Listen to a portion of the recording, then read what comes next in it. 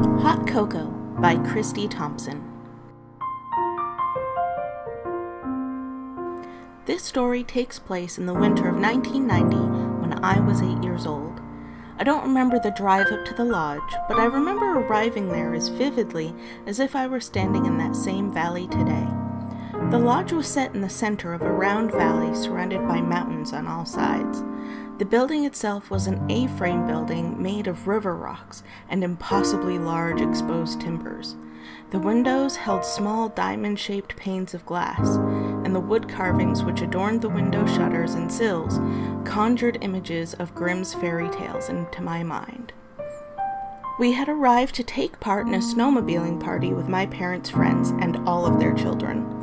In the late 80s, snowmobiling didn't have many regulations. You didn't have to wear a helmet if you didn't want to, and there weren't any what my father calls skidoo trails marked out on any maps.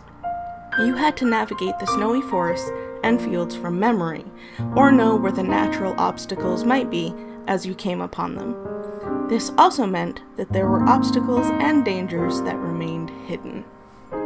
One such hidden danger was exposed by me on this sunny winter's day.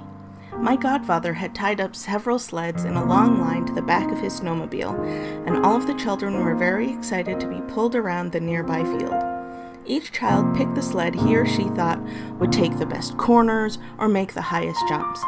I, on the other hand, took the inflated round sled with the extra pair of handles, thinking the inflation would protect me from any impacts due to the snowmobile going over any bumps, and the extra pair of handles would give me something to hold on to. The kids were all laughing and whooping and having a great time, and my godfather went slowly at first, making sure everyone was holding on tight.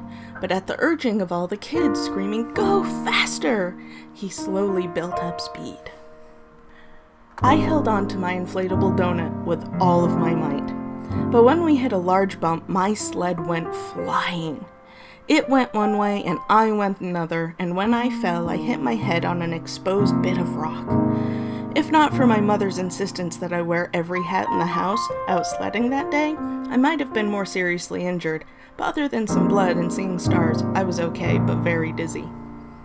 When my godfather circled around the field and came back to where I was sitting, he noticed my injured state, and after turning off the snowmobile, he brought me back inside into the lodge.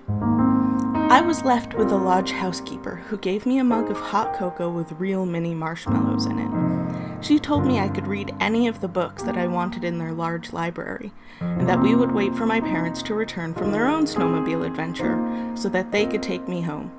To this day, every time I drink a mug of hot cocoa, I remember that day at the lodge. The end.